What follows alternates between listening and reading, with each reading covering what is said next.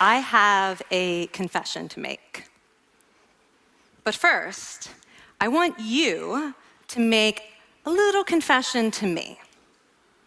In the past year, I want you to just raise your hand if you've experienced relatively little stress. Anyone? How about a moderate amount of stress? Who's experienced a lot of stress? Yeah, me too. But that is not my confession. My confession is this: I am a health psychologist, and my mission is to help people be happier and healthier. But I fear that something I've been teaching for the last 10 years is doing more harm than good, and it has to do with stress. For years, I've been telling people stress makes you sick. It increases the risk of everything from the common cold to cardiovascular disease. Basically, I've turned stress into the enemy. But I've changed my mind about stress. And today, I want to change yours. Let me start with the study that made me rethink my whole approach to stress. This study tracked 30,000 adults in the United States for 8 years. And they started by asking people, how much stress have you experienced in the last year? They also asked, do you believe that stress is harmful for your health? And then they used public death records to find out who died. Okay, some bad news first. People who experienced a lot of stress in the previous year had a 43% increased risk of dying. But that was only true for the people who also believed that stress is harmful for your health. People who experienced a lot of stress but did not view stress as harmful were no more likely to die. In fact, they had the lowest risk of dying of anyone in the study, including people who had relatively little stress. Now, the researchers estimated that over the 8 years they were tracking deaths, 182,000 Americans died prematurely, not from stress, but from the belief that stress is bad for you. That is over 20,000 deaths a year. Now, if that estimate is correct, that would make believing stress is bad for you the 15th largest cause of death in the United States last year, killing more people than skin cancer, HIV, AIDS, and homicide. You can see why this study freaked me out. Here I've been spending so much energy telling people stress is bad for your health. So this study got me wondering, can changing how you think about stress make you healthier? And here the science says yes. When you change your mind about stress, you can change your body's response to stress. Now, to explain how this works, I want you all to pretend that you are participants in a study designed to stress you out. It's called the social stress test. You come into the laboratory, and you're told you have to give a 5-minute impromptu speech on your personal weaknesses to a panel of expert evaluators sitting right in front of you. And to make sure you feel the pressure, there are bright lights and a camera in your face, kind of like this. And the evaluators have been trained to give you discouraging nonverbal feedback, like this.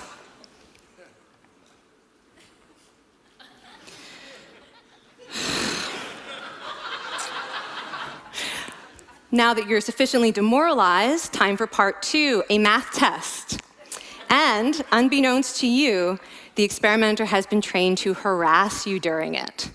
Now, we're gonna all do this together. It's gonna be fun, for me. Okay. I want you all to count backwards from 996 in increments of 7. You're gonna do this out loud as fast as you can, starting with 996. Go. Go faster. Faster, please.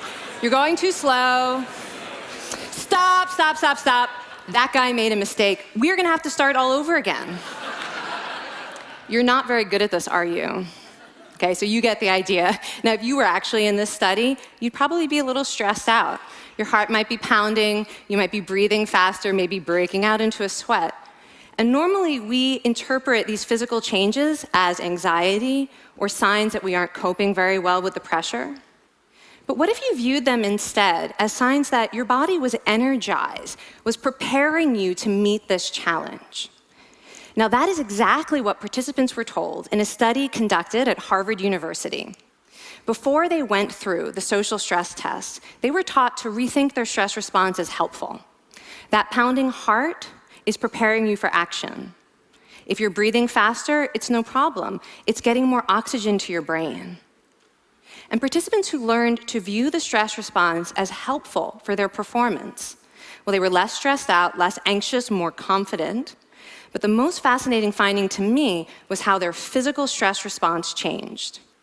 Now, in a typical stress response, your heart rate goes up and your blood vessels constrict like this. And this is one of the reasons that chronic stress is sometimes associated with cardiovascular disease. It's not really healthy to be in this state all the time. But in the study, when participants viewed their stress response as helpful, their blood vessels stayed relaxed like this. Their heart was still pounding, but this is a much healthier cardiovascular profile. It actually looks a lot like what happens in moments of joy and courage.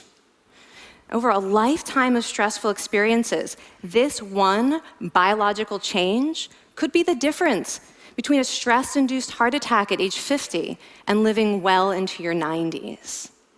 And this is really what the new science of stress reveals, that how you think about stress matters. So my goal as a health psychologist has changed. I no longer want to get rid of your stress. I want to make you better at stress. And we just did a little intervention. If you raised your hand and said you'd had a lot of stress in the last year, we could have saved your life. Because hopefully the next time your heart is pounding from stress, you're going to remember this talk, and you're going to think to yourself, this is my body helping me rise to this challenge. And when you view stress in that way, your body believes you, and your stress response becomes healthier. Now, I said I have over a decade of demonizing stress to redeem myself from. So we are going to do one more intervention. I want to tell you about one of the most underappreciated aspects of the stress response. And the idea is this: stress makes you social. To understand this side of stress, we need to talk about a hormone, oxytocin. And I know oxytocin has already gotten as much hype as a hormone can get. It even has its own cute nickname, the cuddle hormone, because it's released when you hug someone. But this is a very small part of what oxytocin is involved in. Oxytocin is a neurohormone. It fine-tunes your brain's social instincts. It primes you to do things that strengthen close relationships. Oxytocin makes you crave physical contact with your friends and family. It enhances your empathy. It even makes you more willing to help and support the people you care about. Some people have even suggested we should snort oxytocin, right, to become more compassionate and caring. But here's what most people don't understand about oxytocin. It's a stress hormone.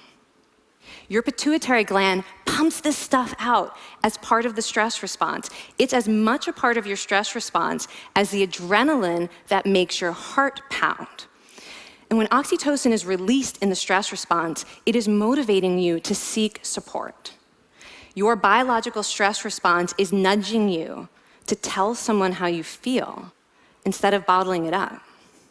Your stress response wants to make sure you notice when someone else in your life is struggling so that you can support each other. When life is difficult, your stress response wants you to be surrounded by people who care about you. Okay, so how is knowing this side of stress going to make you healthier? Well, oxytocin doesn't only act on your brain, it also acts on your body. And one of its main roles in your body is to protect your cardiovascular system from the effects of stress. It's a natural anti-inflammatory. It also helps your blood vessels stay relaxed during stress. But my favorite effect on the body is actually on the heart. Your heart has receptors for this hormone. And oxytocin helps heart cells regenerate and heal from any stress-induced damage. This stress hormone strengthens your heart. And the cool thing is that all of these physical benefits of oxytocin are enhanced by social contact and social support. So when you reach out to others under stress, either to seek support or to help someone else, you release more of this hormone, your stress response becomes healthier, and you actually recover faster from stress. I find this amazing that your stress response has a built-in mechanism for stress resilience. And that mechanism is human connection. I want to finish by telling you about one more study. And listen up, because this study could also save a life. This study tracked about 1,000 adults in the United States, and they ranged in age from 34 to 93. And they started the study by asking, how much stress have you experienced in the last year? They also asked, how much time have you spent helping out friends, neighbors, people in your community? And then they used public records for the next 5 years to find out who died. Okay, so the bad news first. For every major stressful life experience, like financial difficulties or family crisis, that increased the risk of dying by 30%. But, and I hope you are expecting a but by now, but that wasn't true for everyone. People who spent time caring for others showed absolutely no stress-related increase in dying, 0. Caring created resilience. And so we see once again that the harmful effects of stress on your health are not inevitable. How you think and how you act can transform your experience of stress. When you choose to view your stress response as helpful, you create the biology of courage. And when you choose to connect with others under stress, you can create resilience. Now, I wouldn't necessarily ask for more stressful experiences in my life, but this science has given me a whole new appreciation for stress. Stress gives us access to our hearts. The compassionate heart that finds joy and meaning in connecting with others. And yes, your pounding physical heart working so hard to give you strength and energy. And when you choose to view stress in this way, you're not just getting better at stress, you're actually making a pretty profound statement. You're saying that you can trust yourself to handle life's challenges. And you're remembering that you don't have to face them alone. Thank you. Thank you.